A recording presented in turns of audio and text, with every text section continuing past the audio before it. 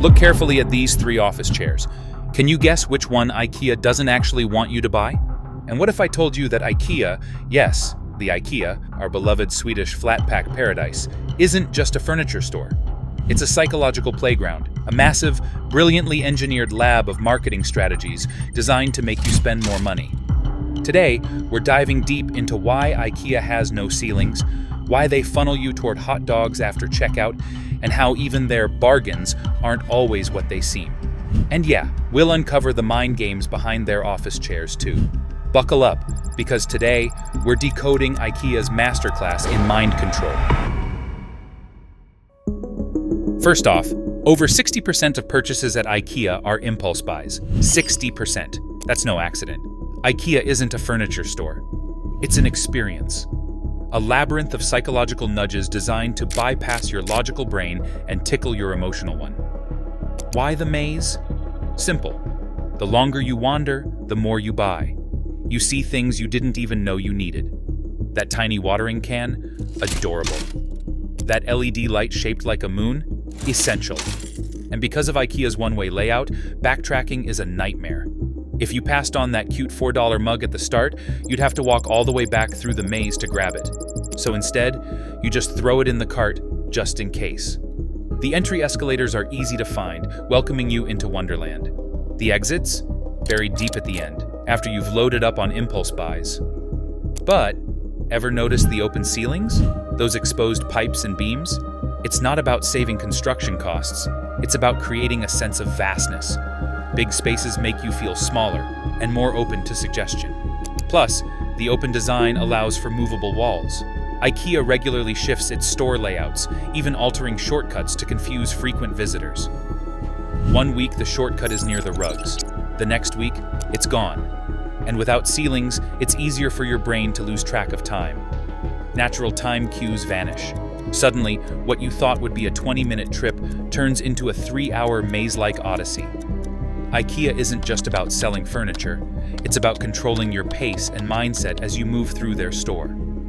In the showroom, you're deliberately slowed down. The winding, playful paths are designed to make you meander, to discover, to linger. Every turn is a mini adventure. A cozy living room set up here, a tiny dream kitchen there. It's easy to lose yourself, and that's exactly the point. The longer you stay, the more stuff ends up in your cart. Simple behavioral economics. But notice what happens when you enter the warehouse section. The vibe shifts dramatically. Gone are the cozy setups and charming nooks. Suddenly, you're in a huge, open, grid-style space with straight, clean lines and towering industrial shelves. There's no playful wandering here, no storytelling, no dreamy distractions, just pure task mode. Your brain picks up on these environmental cues subconsciously. The maze signaled exploration. The grid signals action. It tells you, you know what you want. Find it. Finish your mission. Psychologists call this a tempo shift, a change in environmental rhythm that nudges behavior without you even realizing it. Even the carts are part of this trick. Early on, they're light, easy to push, inviting you to keep browsing. But once you hit the warehouse, that cart's heavier, filled with lamps, picture frames, and God knows how many throw pillows. Your body wants to finish. IKEA engineers this perfectly. Maze equals slow, dreamy. Grid equals fast, focused, goal-oriented. It's like a mental gear shift. You drift through dreamland, and then, bam, you're a warehouse worker on a mission. By the time you reach the checkout, you're psychologically primed to get in, pay, and get out, minimizing last-minute doubts or second-guessing. That's not sloppy store planning. That's a billion-dollar choreography of your brain chemistry. The same thing happens when you build something from scratch. If you've ever built an IKEA shelf and felt oddly proud of it, you've experienced the IKEA effect. The psychology is simple. If you invest effort into something, you value it more, even if it's a little lopsided and missing 2 screws. A Harvard study showed that participants who assembled a box valued it 63% higher than those who didn't. Other brands use this too. Lego sets, custom Nike shoes, DIY model kits. When you build, you bond. And IKEA leans into this hard. Simple instructions, no words, just pictures. They make it feel achievable, even heroic. It taps into a deep psychological need, not just to own something, but to create something. And when you're the builder, you're far less likely to question the imperfections, because now it's not just a piece of furniture. It's yours. That wonky bookcase? It's not a design flaw. It's character. It turns every successful screw and every confusing diagram into part of a personal victory story way stronger than anything a salesperson could ever sell you. If you've ever wandered through IKEA wondering why no one's hounding you with, "Can I help you?" That's not bad customer service. It's a deliberate strategy. IKEA trains their employees to stay hands-off unless you approach them. Why? Because when you're left to explore on your own, you feel a sense of ownership over what you find. That $7 lamp? It's not just a lamp. It's your discovery. Your little treasure in a sea of possibilities. And that emotional attachment makes you way more likely to buy it. This quiet, self-guided shopping experience also turns the store into a personal adventure. No pressure, no sales pitches, just you, your cart, and a million aha moments waiting around each corner. In a way, IKEA isn't just selling you furniture, you're selling you the thrill of the hunt. And once you're fully invested in the hunt, it's only a matter of time before you stumble across those perfectly planted choices, like those office chairs, that seem like your own brilliant discovery, but were actually set up to steer you all along. IKEA often shows you 3 office chairs side by side. Flintan, the super basic $80 model. Marcus, the deluxe $160 option.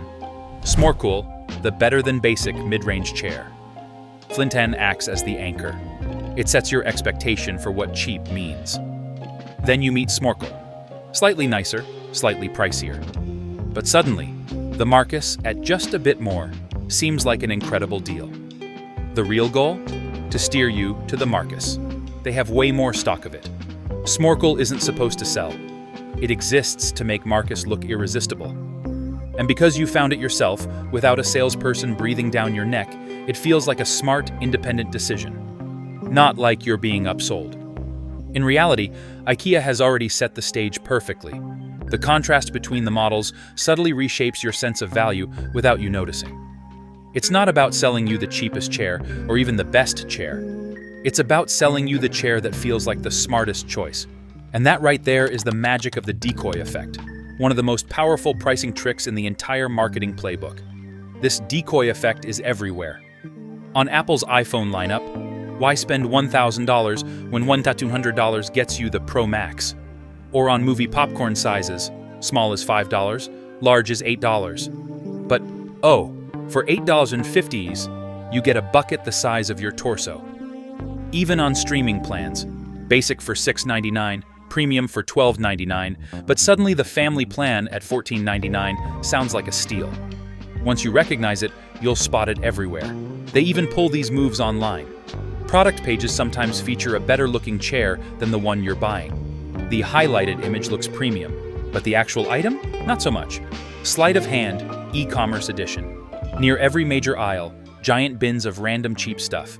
This chaos is intentional. Digging through piles triggers a treasure hunt instinct in your brain. When you find something cool for $2.99, you feel like a champion. You've earned that tea light candle set. These bins keep you happy and spending longer. Rolls-Royce doesn't show their cars at auto shows anymore. They show them at air shows. Why? Because after shopping for a $30 million jet, dropping $400K on a car feels like buying gum. IKEA does the same thing. After walking through beautiful $20,000 showroom displays, $50 for a nightstand feels practically free. After checkout, you're not dumped into the cold world of reality. Nope, IKEA offers you food.